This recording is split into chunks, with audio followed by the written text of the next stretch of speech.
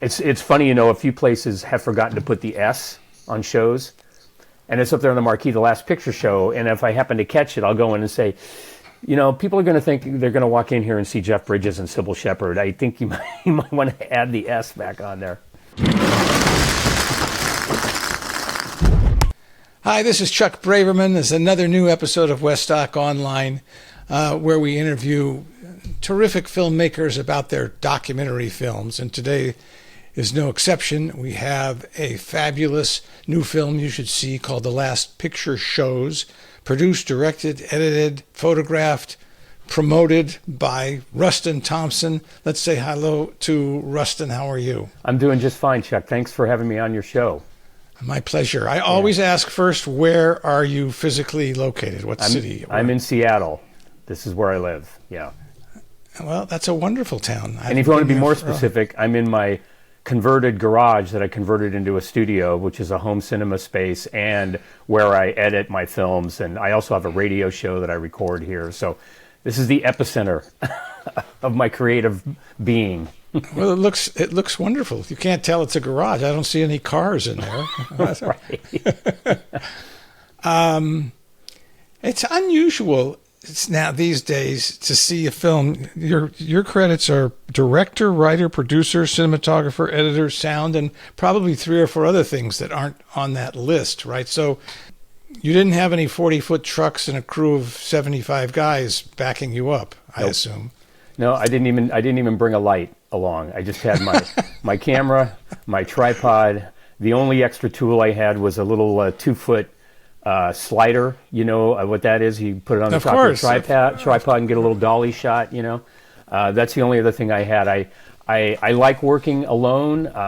I find it to be creatively freeing, and I kind of look at documentary filmmaking like a writer writes a story, a painter paints a picture. I just don't need a lot of other people around to kind of fulfill what I want to do with my films. Well, I didn't realize that you shot the picture alone. Let's take a look at the trailer.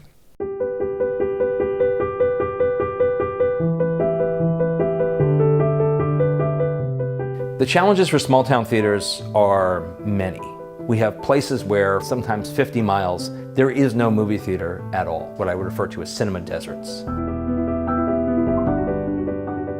If you don't create the movie-going experience for children and young adults, they don't develop that habit and they'll never pick it up. You can't miss what you don't know. It's tough making a living in the movie industry now. We've lost over $100,000 2 years in a row. This is our 3rd year where we're on that track. Our greatest challenge today is how we're treated by the studios. They determine when and how you get the film. If I could book things the way I want to, I'd make 3 or 4 times as much money. The film companies are cutting their own throats.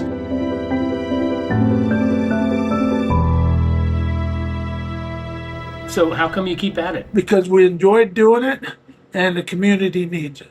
The community supported me, I support the community. I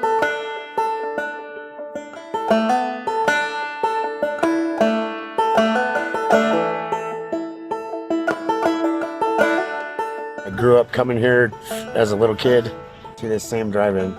It's one of the few around. This is our 62nd season. I started working here in 1998 when I was 16. My grandfather taught me how to be a projectionist when I was 13. I actually had my first kiss in this theater. This fair land, I'll stay no more. Movies are now just like data parts streaming in the air. When it's real, that's the payoff. We're at a turning point where film could disappear. The old motto of the movie house is that you are being treated like royalty, whether you are the mayor or farmer. The movie house was the pride of that town. I'm going to the west. So, I mean, you literally were alone most or all of the time when you were on the road shooting these theater owners? Mm-hmm. Yeah, I was. Initially, on a couple of the trips, I was with my wife, who's also a producer and filmmaker and writer. She's moved on to writing these days. But I was with her some of the time, but most of the shooting I did on my own, and then my son, Nick Thompson, filmed a key interview with the one expert interview in the film, Ross Melnick. But the rest of it, I was on my own. I love the American West. I love driving through it. I love listening to my music. I love just being able to pull off the road whenever I see a shot that I might be able to use in the film.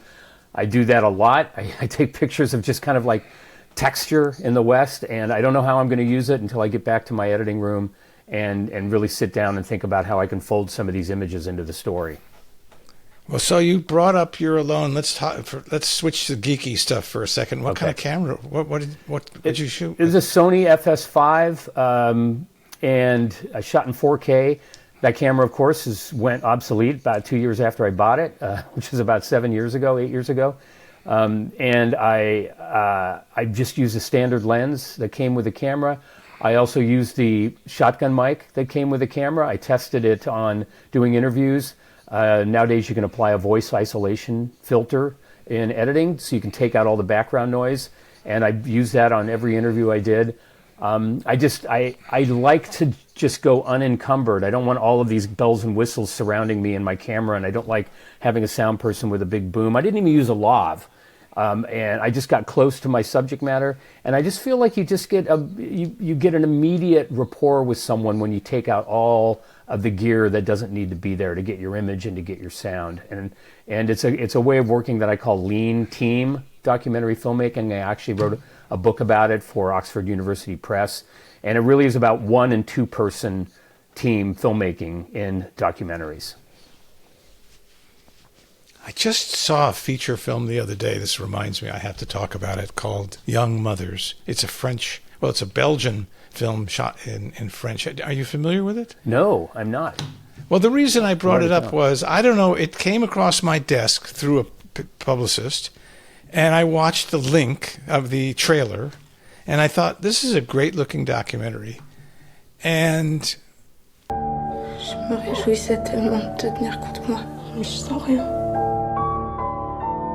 C'est plus ma sœur! Je veux qu'il ait des parents qu'il aime. Je veux plus connaître la misère, je veux m'en sortir. It wasn't a documentary. It was shot like a documentary, and I became slightly uncomfortable about 10 minutes in when I realized something was off. My filmmaking something, and the more I watched it, the more amazed I was, because it was so good. You have to watch it, and I'm going to try and do an episode with it coming up. It's shot like a documentary. They're all actors, and it's scripted and improvised. It's just great. Wow. And it's a master blueprint on how to make a low budget feature film. And you certainly have not made the blueprint. You've made the film on how to make a low budget documentary. And so I'm curious as to, how did the film start, and what were your expectations when you started shooting the film, or wanted to shoot the film? Yeah. Well, the film is an elegy for small town cinemas of the American West. So I came to this idea because, as I said, I live in Seattle, and we have lost 7 to 10 of our art house theaters in the last 10 years. They just keep dropping like flies. This is where I got my movie-going education, where all these theaters, many of them clustered around the University of Washington, where I went to college. And I really was feeling the pain of losing those theaters. Around that same time, very close to my home, a new art house theater opened up, and I started going to that. It was a repertory house. And I programmed a series there called Cinema of the 70s. And the 70s, to my mind, is the greatest decade of filmmaking. I wanted to get people that I knew that hadn't gone into a theater in a long time, especially since almost way before COVID even, to come back into the theater to watch these films. One of the first films I showed in this series was Peter Bogdanovich's The Last Picture Show. And around the same time, I was kind of looking around for another documentary to make. And I have a good friend, her name is Rachel Price. She is an executive producer of documentaries. She's got several in production right now. And she said, go for it. Go for it, Russ. Go shoot the film. I originally intended it to be a kind of brooding black and white visual essay with music and text on screen and all of these depressing shots of abandoned movie theaters. She put me onto this site called cinematreasures.org, which every documentary filmmaker or every filmmaker should use just to see what's there. Cinematreasures.org has a list of every theater that existed or still exists in almost any town in the world. Anybody can go to the site. It's user generated. And I started looking at that site and looking at these towns that I wanted to visit throughout the American West, in eastern Washington, eastern Oregon, Montana, Nevada, New Mexico, California, Colorado. And I would see that there were theaters in these towns, some still open. So I made a beeline to these places. I met the owners and the managers, and fairly soon I realized that I needed to tell a different story with this film, a more uplifting story, a more hopeful story, a story about the theaters that are surviving. But also, I also wanted to include what's lost. And there were a lot of theaters that were indeed abandoned, forgotten, some demolished, some no longer there. So the film became this kind of like, it's very melancholic. I get that a lot, that people feel a sense of melancholy about it. So it's not the depressing film I set out to make, but it is a film that talks about what we've lost.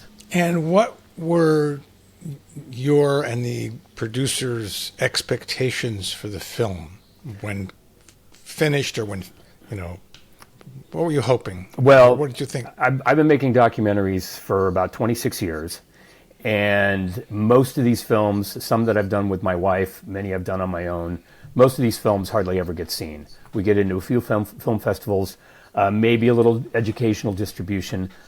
So that's just to say that I didn't expect much, just wanted to make the film and tell it my way. And I didn't really expect that much, but I did the usual thing. I sent it out to film festivals.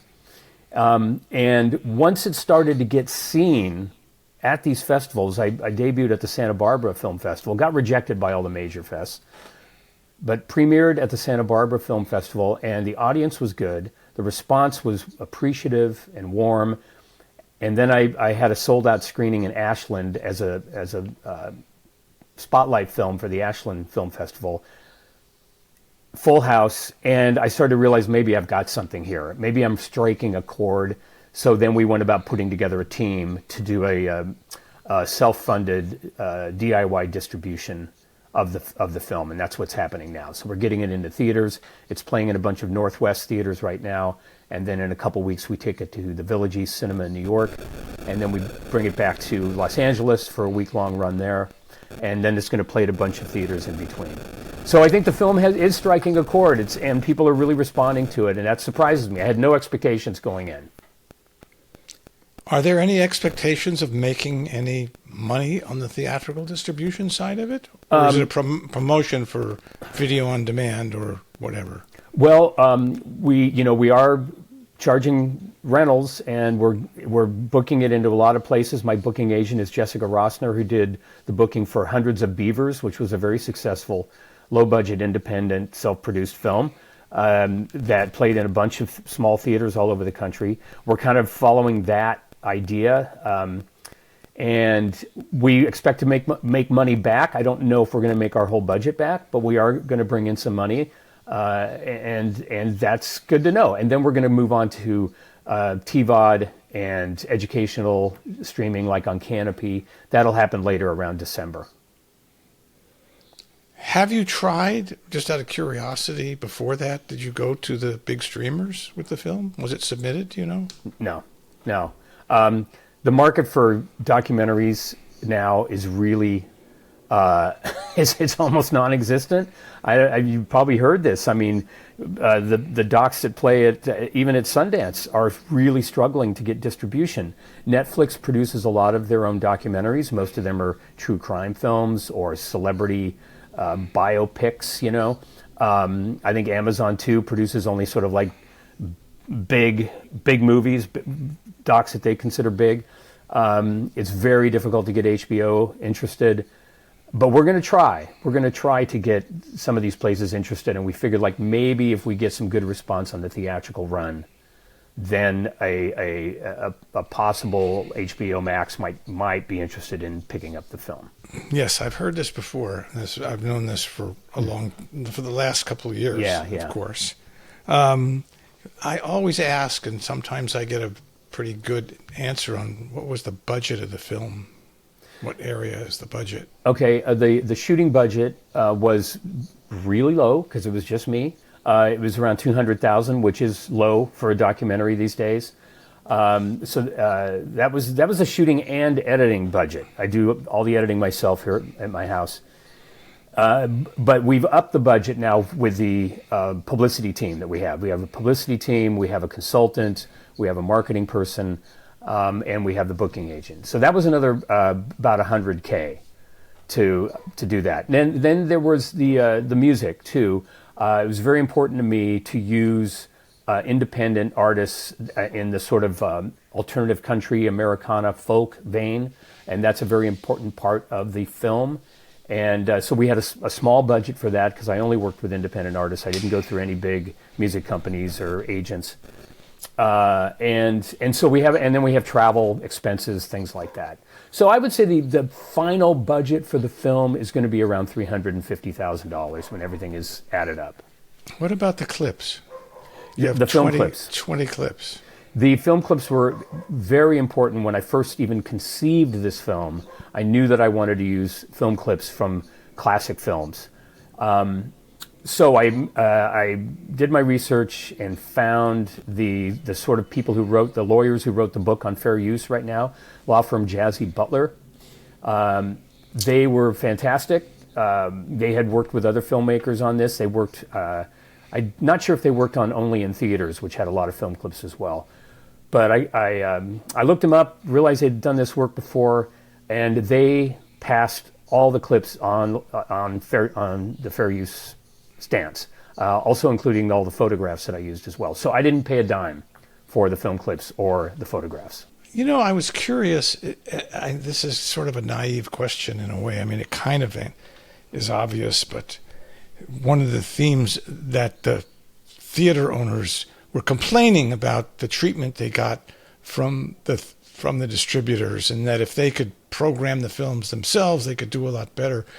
Why do you think the distributors, are sort of run the roost, so to speak, and don't let some of these little houses, run what they want when they want to make the money to survive, so they'll have them around? You talk to Greg Lemley about that, of Lemley Theaters.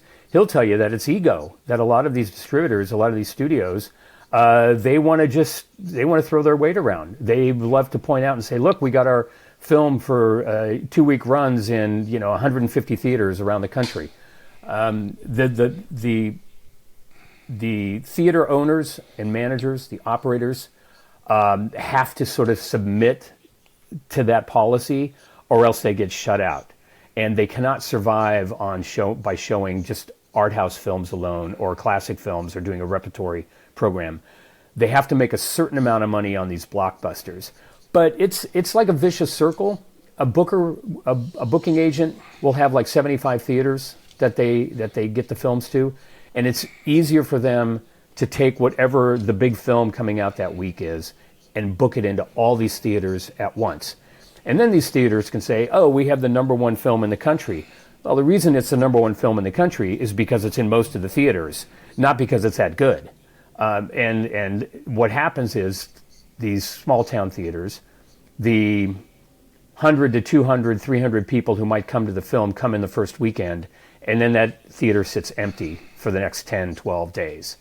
And they've made just enough money to make it, but they wish that they could end those runs sooner. They wish that they could do what's called stacking, which is show the main film at 7 p.m. and then maybe show something else at 5 p.m. and 3 p.m. If you have a multi-screen theater, if you have a twin or a 3-screen theater, then you can move those films around, and it gives you much more flexibility. Most of the theaters that I filmed are single-screen theaters. Yeah, it's funny. I hadn't thought about it before, but as we're doing this interview, I'm thinking about when I was a child living in a neighborhood in L.A., And there were two theaters within bicycle distance that I went to every Saturday, one or the other. And, you know, usually we'd see Flash Gordon serial before some cowboy movie or something. And both of those theaters are now closed, gone. One of them's torn down completely, and they're building it up into something, you know, retail. I don't know what. And the other one went through 10 different iterations, and now it's just closed, which is really sad. Yeah. And on the other hand, I used to live around the corner from the Aero Cinema in Santa Monica, which is a 2-screen independent theater, which I think it was taken over by, I can't remember, I should know this, but I think it's one of the more successful ones. I think they have 70 millimeter potential in there, and they have everything else, and they get first run, and they get directors. But I think that's the exception to the rule, and the fact that it's in Santa Monica in a very nice neighborhood where a lot of filmmakers are is something a little different. Mm-hmm. Mm-hmm. The other thing you mentioned in there, and I was almost sort of surprised that some of the theaters survived, but the conversion from film to digital must have been traumatic and expensive for these little tiny theaters. It certainly was, and a lot of theaters closed because of that. But surprisingly, a lot of theaters that made that conversion are doing better because it's much easier to run the theater without having to deal with films and film reels and film cans and so on. The cost of getting the film is less. So they made that conversion, and in some ways, it sort of brought the community together. I know that in Burns, Oregon, where the Desert Historic Theater is, and that's the first guy you meet in the film. His name is Tiny Peterson, and this little detail was not included in the film. But when they had to convert to digital, Tiny was going to close the cinema. But then a local kid at the high school, I think, he decided, I'm going to start a Kickstarter campaign and raise the $100,000 to get you a projector. And they did it. And Tiny was like, you help me, I'm going to help you by staying open and keeping this theater going. And he's still surviving to this day. He's just showing whatever the next superhero film is, but he's still in business. How are the theaters actually getting the prints? Are they distributed electronically now, or yeah? There's two ways you can do it. They're all on DCP. You can do it through a digital download, or you can do it. The film studio or the filmmakers, such as me, can ship you a hard drive, and then you have to get it shipped back. It's very cumbersome. It's much easier if a small theater can do it digitally and download it. And a lot of them are able to do that now. What have I not asked you about your film? Well, I would like to talk about the kind of aesthetic of the film. Because I did it on my own and I didn't have a team of people telling me the mistakes I might be making if I go in this direction or that direction, I really wanted this to be an expression of my feel for these landscapes, the sort of lonely road, the music that plays in my head when I'm driving through them. And I feel like I achieved my goal of capturing the texture, the mood, the wide open spaces, the beautiful skies of the American West. And I was able to let these songs that complement what we're seeing play for an extended period of time. Because too often in documentaries or any film, you hear a great song and it plays for 15 seconds and you're like, oh man, I really wanted to hear that song. So I wanted to let these songs play, and I just wanted to sit on these shots of these theaters and just let us imagine what it must feel like to be there, and also how it evokes memories of the theaters that we all remember when we were younger. Even younger people have memories of theaters that have closed. And I wanted to just really allow the film to breathe, give it a lot of space. I'm a big fan of Tarkovsky and Antonioni and Sam Peckinpah and Sergio Leone and Terrence Malick. I wanted to just through osmosis let my film kind of reflect my influences that those directors have had on my work. So the name of the film is The Last Picture Shows. Tell me the name of the book again about the documentary filmmaking that you made, and where can someone get it? It's called Get Close, Lean Team Documentary Filmmaking. You can Google it and get it on Amazon, Barnes & Noble. You can also get it on the Oxford University Press site. You can get it in paperback. I believe it's also available in ebook. And thank you so much for being a guest on Westdoc. I appreciate it. All right. Thanks, Chuck. Really great to be here.